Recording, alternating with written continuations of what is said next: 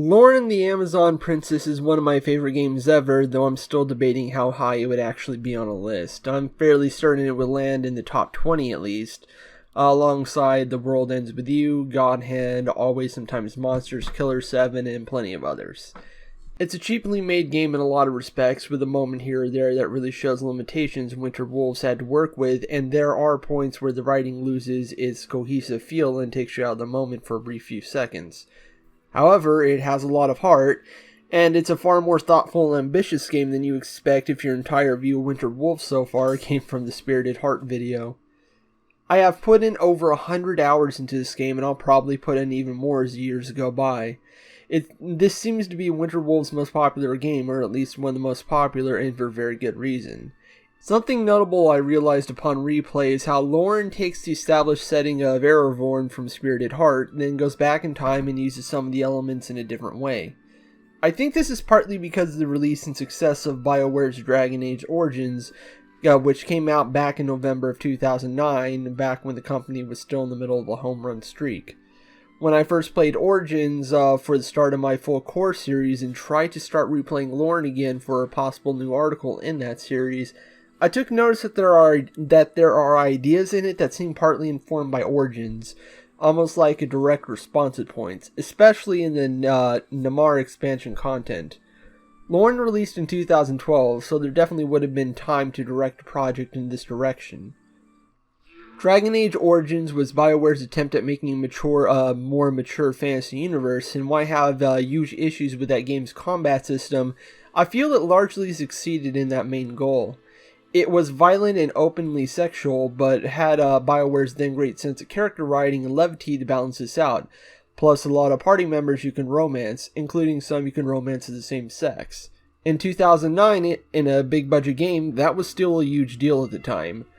Taking inspiration from Origins in this context makes perfect sense, especially if you already have your own fantasy universe you can work with and a history of designing dating sims. But what's notable about Loren's writing is how it even tackles similar subject matter as Origins. The themes at Origins' core relate to racism, nationalism, and slavery, and it was a bit more mixed in its execution than one would hope.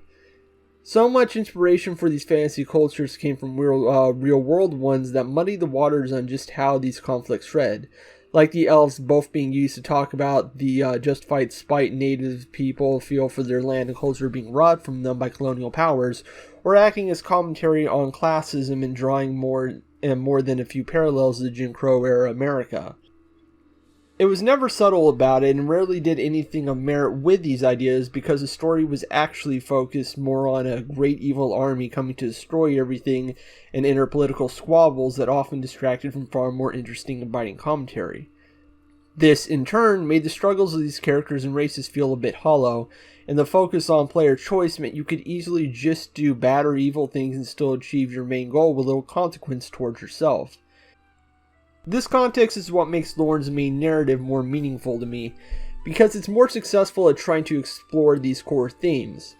You're cast as a slave in an Amazon society, either a human man named Saren, who was born from a captured Empire soldier, and thus born into an unfair system to live as a slave, or an elf woman named Eleanor, who traded her freedom as a child for safety as a slave to the Amazons. You're asked to act as the bodyguard and assistant of Loren, the titular princess of the Amazons, who's going out in the world for the first time to find her missing mother, presumed dead by the other Amazons. From there, you meet a colorful set of companions and eventually get wrapped up in a much larger plot dealing with great ancient evils in a world war. Whereas the Darkspawn of Origins were a constant corruption through every area you came across, the demons in Loren's are presented as sentient and intelligent. They have goals and wants, and they argue amongst themselves. They're even presented differently from Dragon Age's own demons, which represented emotional states and concepts. They're individuals of different races, and the main conflict the game presents is being had due to old grudges against other nations of Aravorn, and a central figure rallying the demons for a common shared hatred. Dragon Age's darkspawns and demons were always evil simply because of what they are, and what we see in Loren suggests that these demons can coexist with humans, elves, and others if they ever actually wanted to attempt this. As we saw in Spirited Heart, this eventually came to pass, which gives Loren an additional context Dragon Age never really had. The story is carved out into a similar manner as Origins, though. You get an introduction segment to draw the main cast into the demon plot, then end up dealing with the different races of Aravorn to create a united army to fight back against the coming evil. Your party is also a diverse one, growing to include 2 dwarfs, a druid, an elf, a barbarian human, a half-elf human, 2 Amazons, and with the expansion added in 2 more humans who exist outside the religious norm, and a dark elf with awakened demon blood. Heck, you can even get a demon dog. You get perspective from just about every party in this mess of a conflict, and the expansion also adds in side quests to help expand upon the other races you come across. Dragon Age Origins wanted to build a world and have an exciting fantasy adventure with an edge, but this meant it was more about creating intrigue in some areas to get you more interested in the stories they would make later in this massive universe.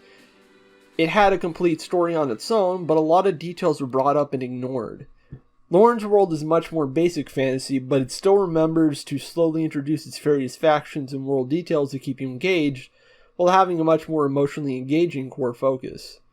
Instead of the tale being focused on a lone hero rising to a challenge with a group of friends, even if you don't always get along, your cast is a supporting character who has to guide the actual hero and deal with the huge difference in status and race that divides you two.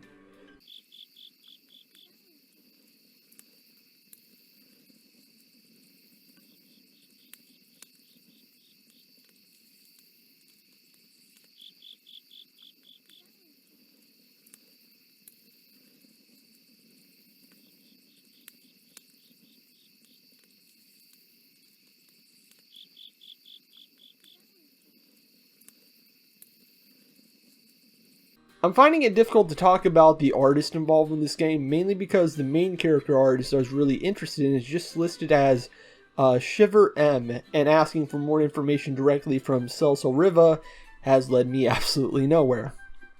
Turns out he doesn't know much more than I do, which is frustrating because I really like the art here and wanted to look at this person's other work.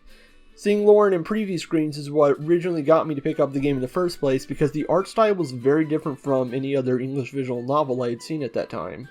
Shiver's art is definitely different from others on the scene, keeping a very clean European comic art look with simple lines and a good sense of pose. The CG art at the end of some of the romance routes isn't quite as good for the core game romances, but any weakness in understanding composing a scene seems to get fixed with the expansion content's release. Additional background art was also supplied by Rachel C.D. Marks. While I did find an account of one such person, I'm not sure it's the same artist. The coloring work was also excellent and really makes the line art pop. We can thank, and apologies if I get this pronounced incorrectly, Teodoro Gonzalez and Goran Kostyanovsky, an independent colorist and independent comic artist, respectively.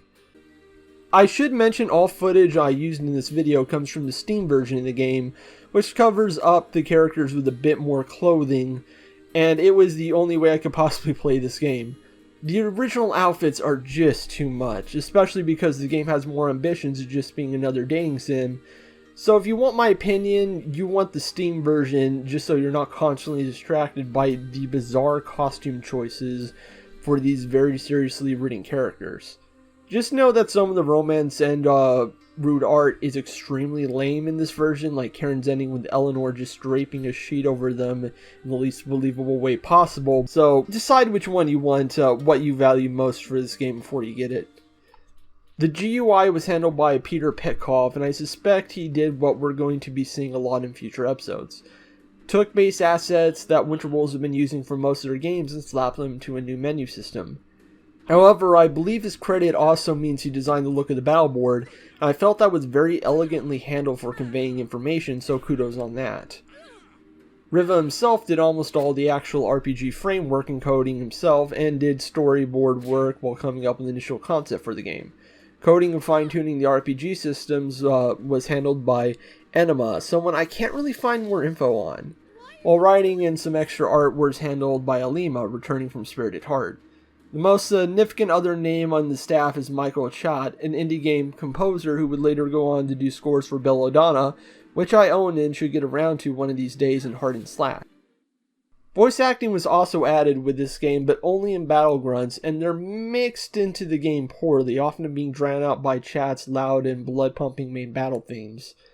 Amusingly, many of the cast end up becoming big names in their own right, including Michael Sosod as Draco, who was already working at Funimation at the time, and Sheen Chiplock as Emukiki, who will later voice characters in Danganronpa, Sword Art Online, JoJo, and Mortal Kombat 11 of all things.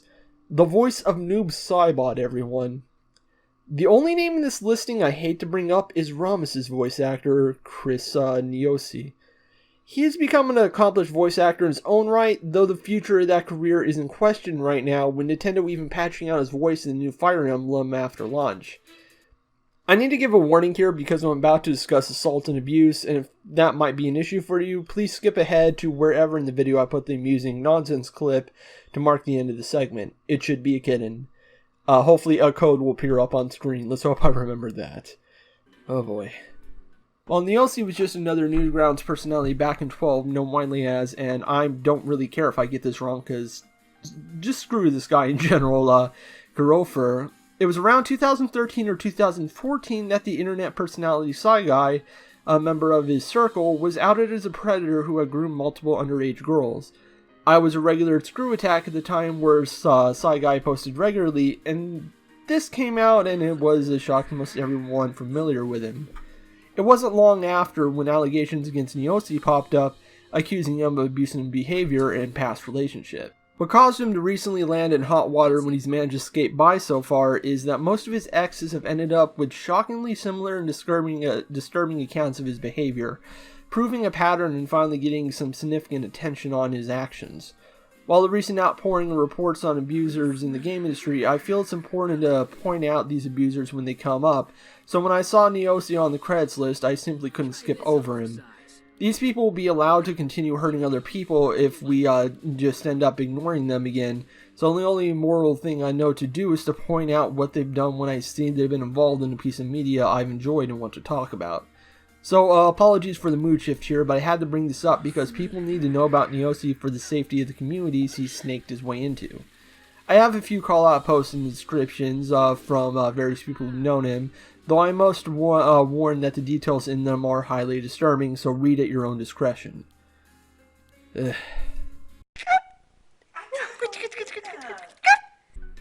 I'm just going to talk about the battle system now, because this is what kind of nailed the game directly into my brain.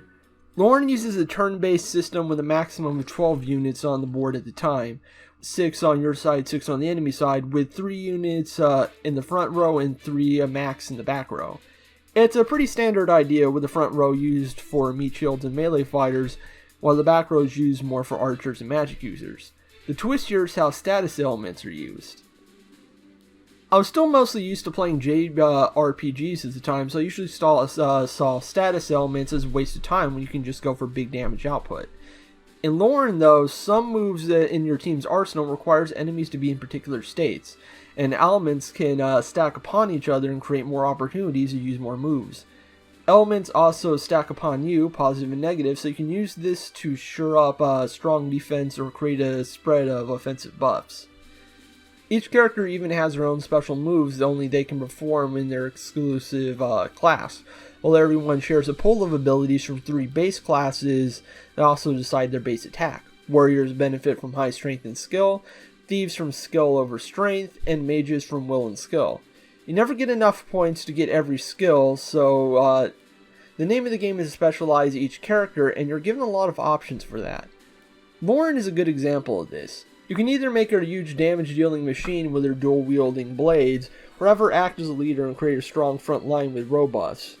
Ray gets a set of assassination abilities that are tricky to use but pay off in big damage, but you can also focus more on his base thief skills for more general utility.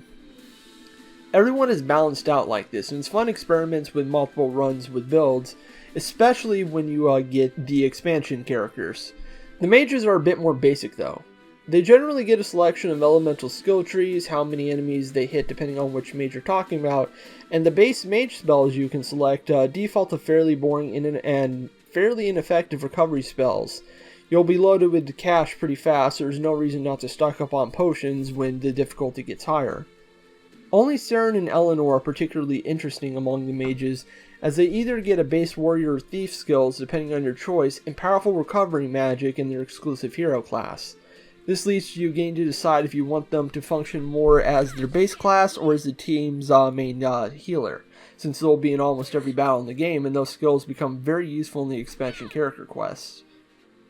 3 party members added with the expansion are easily the most engaging in the cast mechanically. They all have an extremely unique gimmick to them that they make use of, with even the new mage sticking out for having spells focused less on damage and more on status elements. The last of the 4 is more like a fun bonus, letting you add an enemy type to your party, but they're also the most bare bones addition.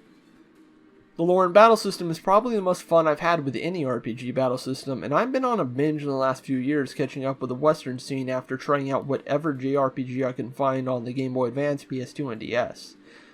I'm not sure I'd say it has the best battle system of all these games I've played, but I still lean more towards Solo Man, the World Eaters, or Grandia 2, but it's definitely in the top 5. The battle system is so good whenever I enter a random battle, which you're allowed to skip if you want. I always engage just because the fights were that fun by themselves. It helps you get a large pool of characters to play with, making Loren a sort of toy box for RPG battle mechanics. The visual novel elements are the least impressive part of the game, though. This seems to be the first time Winter Wolves has attempted something as complex as an RPG, so most dialogue choices are based around giving your character a personality through flavor text. You tend to get 3 options, those being friendly, joking, and strict, and they occasionally change how a scene plays out. The game even keeps track of your choices and decides on a base characterization in scripted scenes based on what you choose to respond with most.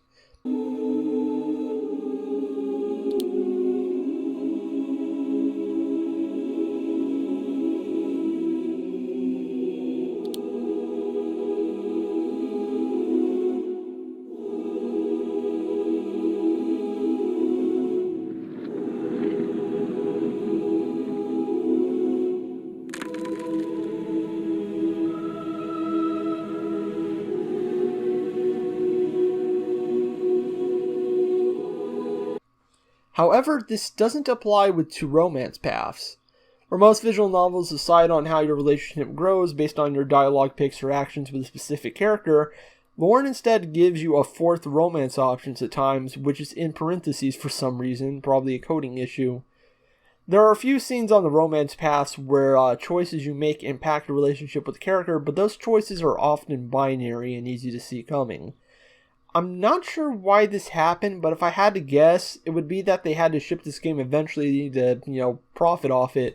It was already complicated enough trying to make an RPG. So trying to work in more complex romance options just wasn't worth it. It was easier just to make it simple so to let players get to the point quicker, and it would require far less dead time or new dialogue. The structure of the game is fairly open, especially once you finish up the first major few plot beats and Loren's importance in the story is established. You get full access to a world map and can go from place to place with just a click, encountering events, random battles, and you can stop at towns to grind for fame. You get 3 different side quests you can repeat forever in each town that rewards either 1, 2, or 5 fame in that town, and more fame grants larger discounts at the town store. Each store also randomizes with each visit and carries their own type of stock based on the town you buying something in. The human capital of Grimoire mostly stocks heavy armors and melee weapons, while the mage-populated Lothar includes more magical rings and potions, and so forth. It's a nice way to give you a lot of little things to do and keep grinding from being too necessary, as you can often save up enough money for powerful equipment to give you an edge. The game is never too complicated, but there's just enough diversity in things to do and the main mechanics that it never gets real old. It's one of the few games you can come back to over and over, especially with the Neymar expansion. The game simply isn't complete without it, especially with its surprisingly involved and varied new main quest. There's a lot of ways it can end, filled with characters that often don't fit neatly in the categories of good or evil, recontextualizing the entire main story and what the demons even are. Even has some of the most satisfying battles in the game, showing how much Riva and Co. managed to perfect the flow of battles their system allowed. Of course, this is a Winter Wolves game with ridiculously pretty people populating the entire thing, so it goes without saying the real draw of the game initially are your party members. Eleanor and Saren thankfully make good ciphers for interacting with them, as each has a unique backstory that alienates them from their birth race in some way. They also serve the role of outsider and are in a unique place among the cast in that they're characters who haven't really been allowed much agency in their lives before. They get treated as their own person in the story, with an arc that always ends with them finally gaining freedom and getting to choose what they wish to do with their lives. This of course ties them extremely close to Loren's story, especially with Saren. Loren is the ultimate hero of the story, and your character acts as your guide in becoming what the world needs most. Your arc and hers go hand in hand, and the story of a slave gaining their autonomy and dignity as a person, and the story of a ruler learning to respect others and not have their judgment clouded by preconceptions or blind tradition. She starts as a selfish and cruel person, but becomes exposed to the outside world, and that helps her grow into someone worthy of the title of the future Queen of the Amazons.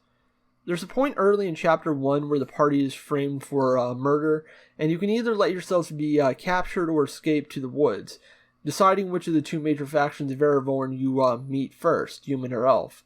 For Loren's story, I feel the human path is a stronger one, especially with Eleanor, as she's put in a situation where the humans' racism towards elves leads to the party allowing a massive violation of privacy to occur.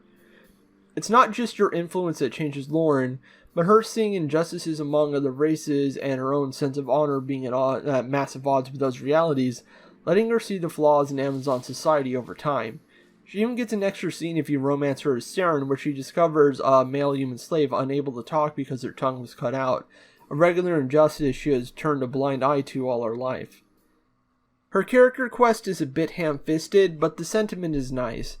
She has to go in a trial to see if she's worthy to become queen, and she has to confront the 3 past queens briefly reanimated as skeleton warriors. They each ask a question, and if you choose incorrectly, a fight occurs.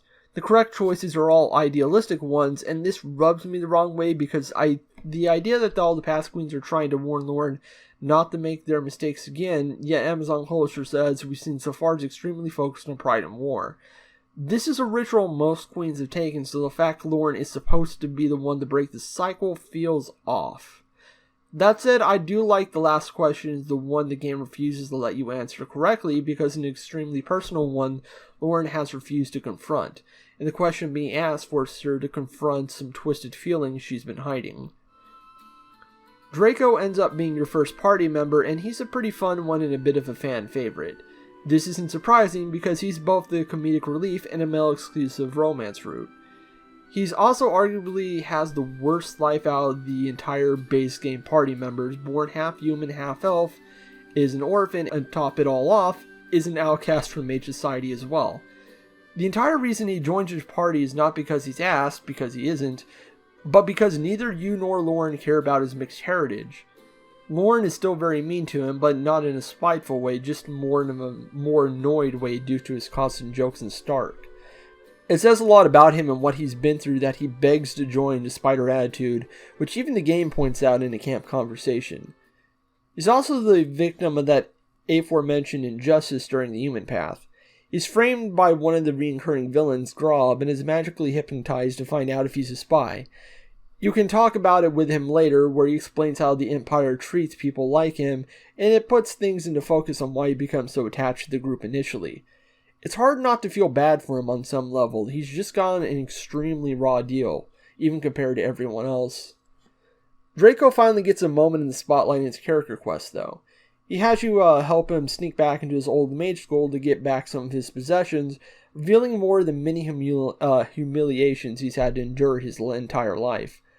Draco is a great mage now, easily the biggest raw damage dealer you get in the entire game, but he had a habit of losing control of his spells when he was still in school.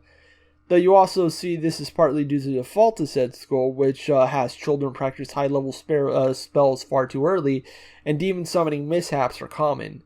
When you and Draco manage to take down some of the out-of-control demons, Draco finally gets some respect from his peers, and it's even made mention that he has a natural gift for magic that he doesn't need a physical conduit to cast spells, very unusual for the setting.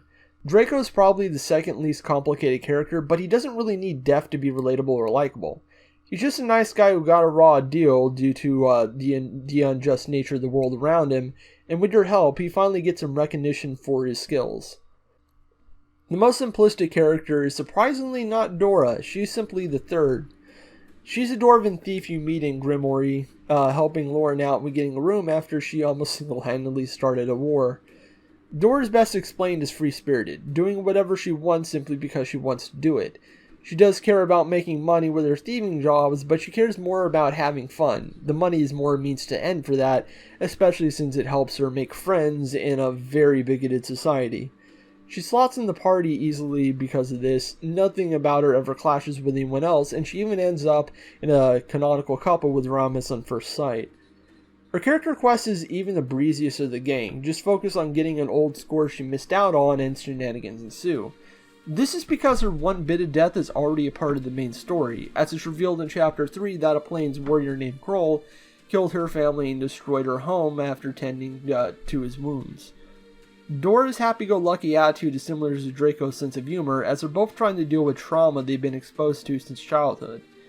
Dora ends up getting one of the best moments of the game if you choose to deal with Kroll by taking some of the orcs hostage from his army in a bid to show how selfish a person he is to the orc tribe. They live in a society that values strength, so Kroll has been their leader because of this so far, but seeing him willing to let members of the tribes die simply so he could go kill someone for fun makes them seriously question him.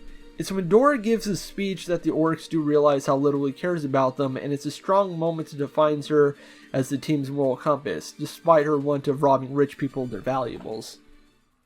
Rammus is the most simplistic of the team by a huge mile, an add-on in Chapter 1 upon finding his merchant cart broken down.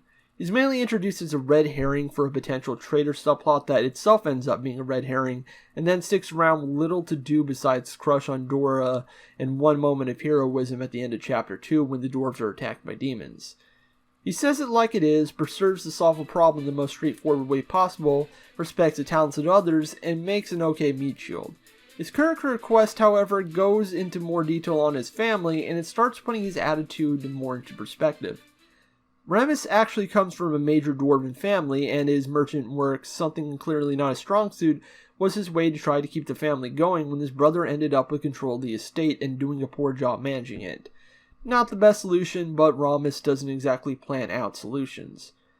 He gets your help to go see his brother, and it turns out he went a step too far and sold the family jewels to gangsters, which is a massive insult to their heritage. This gives Rammus' character a base he didn't have before, and an interesting one among the rest of the cast. He's not a traditionalist to say, but he is deeply respectful of the past and the deeds of his family, and he wants to uphold the legacy he's inherited. Fitting, his quest ends with him getting the best axe in the game with his family jewels molded inside it. He's going to carry things on the only way he's ever really known, and he's going to do it with his family by his side. Deciding on human or elf paths also decides on which of the faction's two party additions you meet first. If you pick human, you first meet Apollymesho, the Grand Wizard of the Grimoire Council, a major political player who makes a deal with the party to get a powerful magic blade for their freedom. Out of the entire party, he might be the easiest to dislike, and that's because the game mainly uses him to show the ugliness of racism. Apollymesho is a pragmatic man who will do what needs to be done for the greater good, which thankfully does mean working with people he initially distrusts if a greater enemy threatens them. The problem is that it's questionable if he knows what the greater good is when it doesn't involve stopping demonic invasions. He's the one who suspects Draco first in the human path and never really apologizes for it. He supposedly thinks logically, and it's understandable to suspect Draco after finding the Shadow Man summoning crystal in his pack, but he suspects him after finding out he's an half-elf and handles the interrogation extremely aggressively. You can actually call him on it later, and he's even more notable because it's one of the few times where he loses his level head in the game. He even gets more layers to discover he's friends with one of the heads of the Dark Elves, and he feels for the grave injustices they've had to deal with from the Elven in the forest. Nothing in Apollymesho's story outright says he's overcome his racist worldview, but it's details like these that help show he's internally undoing this toxic mindset he's found himself in. He reacts to Saren with some pity and worry, since he's an Amazon slave, been an Amazon slave all his life, though Saren doesn't really mind his current place in life. Eleanor, though, he clearly does not trust and makes it clear, even though he tries to rationalize any hatred he feels towards her for her elf heritage. Eleanor has no connection to the elven nation, but constant wars made the old man bitter and paranoid in his later years, and it takes him some time to move past this and accept her for who she is. This makes his character quest all the more powerful with her as well, as it's based around letting himself be vulnerable with someone when his entire life is based on Shell's will and strength to lead his country. Since the main quest already gives him a solid arc for overcoming his prejudice, his personal one goes in a far more personal direction and explores part of his war days. His daughter was killed in an earlier demon invasion, and he spent his entire life trying to find a way to overcome death and bring her back. This ends up failing horrifically, as you have to put her down again when she's brought back as a lich. This is the only time in the game where Alpamesho is clearly not in control of the situation, where he is completely devastated and in need of help, but the quest ends on a strong note as he finally finds closure and a newfound respect for your character. It's more meaningful with Eleanor, not just because she's an elf, but because he can see his daughter's kind heart and bravery within her, despite her race. This gives him a bit more texture and feels more earned as he goes past his lesser tendencies. Amokiki is added after nabbing the sword in the human path, and is introduced as a rival for your character, swearing loyalty to Loren since she ended up being the wielder of the blade and not him. He's dedicated himself to becoming the champion of the Empire to become worthy of the sword, but steps back when he realizes that Loren was the one who was picked and he wasn't. He even comes from a similar background as Saren and Eleanor, a slave warrior who used to be part of a roaming plains tribe, or as the Empire would call them, barbarians, a name he detests. The initial hostility between him and your character is that he represents a threat to your place in the world, as worth to someone else is all either have ever known their lives to be judged by. If someone else fills a role better than them, they become a threat to their station and what they've managed to accomplish. Amokiki notably speaks in a more simplistic English than everyone else and makes more use of body language as well. This could have easily made him an offensive stereotype, but Amokiki ends up being one of the characters I related to the most, and I respected his depth the more runs I did and explored him. He doesn't have the same grasp on English as everyone else, but it's never treated as a joke. His customs are also never belittled, just questioned to understand them better, and he ends up with one of the most touching personal quests out of everyone. Amokiki was disowned by his people for a crime he committed, but he still respects them greatly and asks for your help to deliver supplies to them after hearing how they ran from a demon raid. This ends up becoming complicated, as there's an initial language barrier and misunderstanding by the tribe, but eventually you accomplish your mission as Amokiki says a solemn goodbye to his tribe, who clearly miss him as well. However, his legacy among them still continues, as you get to inform him that he has a child. Amokiki is a reflection of Saren and Eleanor, an outsider in a bad place among a people who don't care to understand him, but he got to understand and hold on to his cultural roots and uses them as his strength. He always has pride in who he is and carved out a place in society that wouldn't accept him by his own merits, and that's something to be admired. On the elf path are easily my two least favorite characters in the game, and it's fitting they're the only heterosexual romance paths. I don't hate either of them entirely, but there's a lot of issues with their characterization that never really gets addressed. The first is the druid Mirth, Alpamesho's far less interesting counterpart. Mirth's whole thing is that she's based around being a kind person who doesn't want to solve problems with violence, which makes sense due to her connection with the forest. She speaks for it and feels his pain, which causes a lot of problem as she lacks some emotional intelligence. Her initial conflict with the Dark Elves outside the forest is based around them being descendants of a tribe that made deals with demons and carried cursed blood, but said blood is thinned over the decades, and even Mirth admits to this. This should suggest she has a similar issue with racism as Alpamesho did, but the game gives her an out by revealing one of the Dark Elves has gained demonic powers recently to explain why she still felt the force's pain. As a result, Mirth gets an excuse for her prejudices, getting to be the good guy and hope the Dark Elves start getting a chance to return to the forest, all while never really examining how she was so quick to blame them for the forest's pain.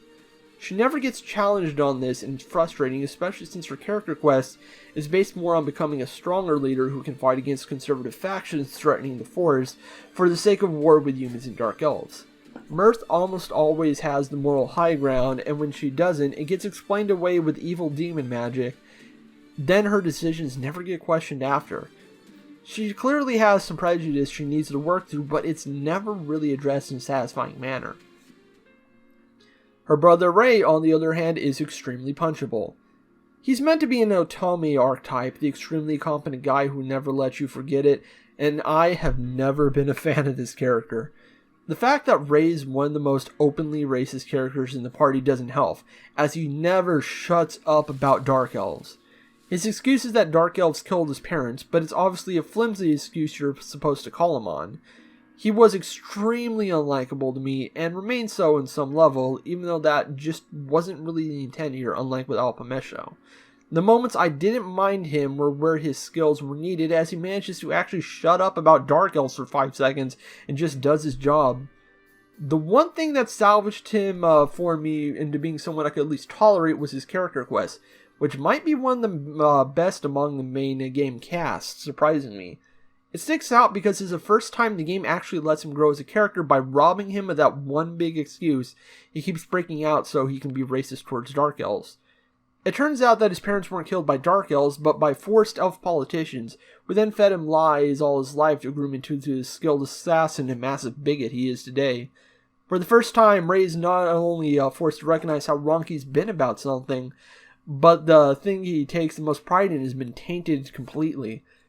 His displayed arrogance after this no longer feels like arrogance, but another way to process his own trauma, and that endeared him a bit more to me.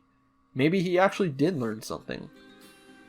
Chapter 1 ends with the addition of Karen, Loren's mother and the Queen of the Amazons, and she's one of my favorite characters. Right after she's rescued, it's revealed she was trying to abandon her country to start a new life with her male slave, one who she loved dearly. It's the big moment in the narrative where Loren is forced to confront the faults of the Amazon society for the first time, and her feelings towards her mother's decision get used well in the her aforementioned character quest. As for Karen herself, she's in a position where she's torn between her desires as a person and her need to act as a proper Amazon for her people, and she can't quite mend who she is and what she wants to be. She can only be romanced as Eleanor due to Saren reminding her too much of her former lover, and it's a route I highly recommend. There's an interesting power dynamic between the two, with Eleanor trying to understand her own individuality and her feelings for someone she couldn't possibly be with under normal circumstances, while Karen is trying to be open with someone who doesn't know how to process affection from someone from a higher class. Where Loren comes to respect her bodyguard as a person and an equal, Karen sees herself as a lesser to even them, and the route shows the two trying to help one another with their own insecurities. Also, Karen Princess carries Eleanor at one point, and that's pretty great. Her character quest also pushes the game's themes of respecting other races and cultures, as it starts with a trip to the swamps, where she was held prisoner to find an old Amazon treasure.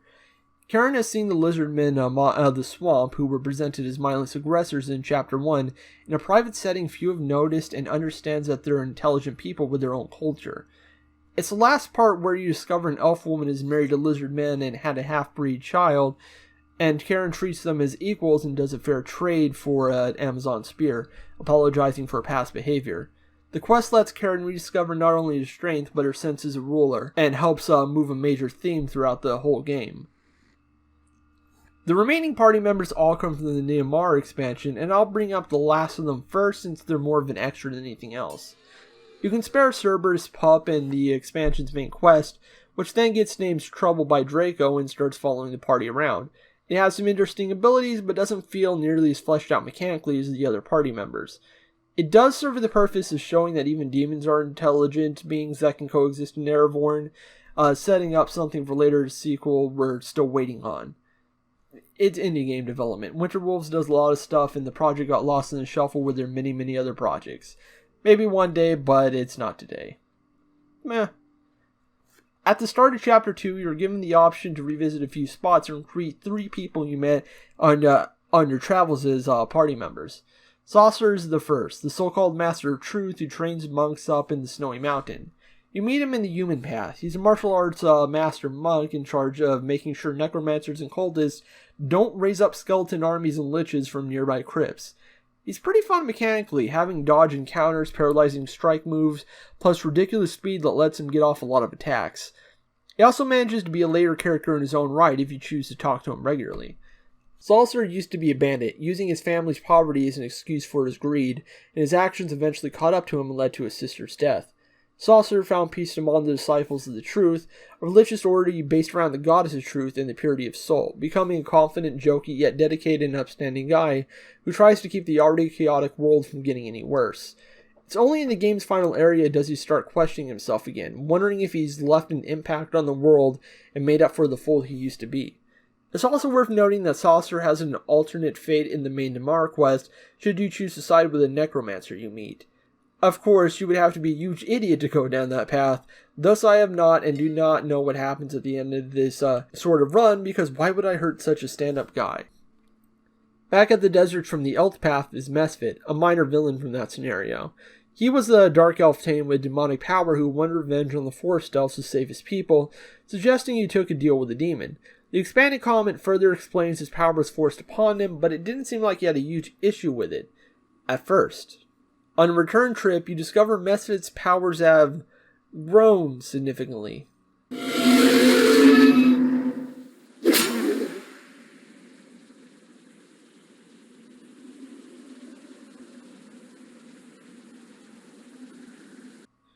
Mesfit is a man without a country now. Everyone has disowned him because of these terrifying powers. It's made more complicated by his demon side occasionally needing to satisfy a hunger for the hunt, lest he lose control. You end up recruiting him to promise to keep him under control and prove he can redeem himself, since, well, you can sate a lot of that bloodlust through fighting the enemy, but he does not treat you with gratitude at first, and it's easy to understand why. Mesfit is an extremely proud person. Like Mukiki, his pride is what helped him keep going in a bad situation. He may have lived in a hostile desert, but he was free, and he could do something to help his people. Now he's basically a slave, tied up at night in case his demon goes out of control. It's humiliating, and he even says he'd rather be dead at one point. He raises some major points that go over the heads of a lot of the cast, questioning why Cern and Eleanor are so comfortable being a slave, something that only ever really gets brought up again with Chambara, and arguing your slaughter of demons is just as bad as out-of-control hunts. He's wrong there since it's entirely self-defense in the former, but he does mention that he doesn't see demons as pure element, but attention sapient life. Something nobody has ever considered at this point in the game, nor ever does outside the Damar main quest. Mesfit is a bit of a whoopee, but an effective one because he is well aware of his situation and doesn't want others to suffer because of him. By the end of the game, he manages to find some peace and a way to help his people, even if he can't go into the forest, and even him living long enough to reach that point requires you not to give up on him. You can actually kill him or give him over to vampires in the Damar quest, making him the only party member you can permanently kill off. Mesfit's journey is about him finding his own worth again and conquering the monster forced upon him, and your character acts as his crutch. And of course, I have saved the best for last. The final party member you can recruit is Chambara, the swamp witch who practices dark magic. You meet her in Chapter 1 in her hut, and she eventually directs you to Karen's whereabouts in a roundabout fashion because she cannot let anyone know she was nice to someone. She does not like appearing soft, and it's easy to see where she gets that defensive shield of sarcasm and bitterness. Like Mesfit, she's an outcast for her dark powers, but unlike Mesfit, she searched out and learned how to perform dark magic and even necromancy. She rejected society because she found something more meaningful in the dark arts, and they rejected her because she liked the dark arts. Chambara is also interesting because she has no inner conflict or any major faults to deal with beyond her lacking social skills. She's perfectly comfortable with who she is and what she does, harming absolutely nobody as she lives a quiet life in no man's land.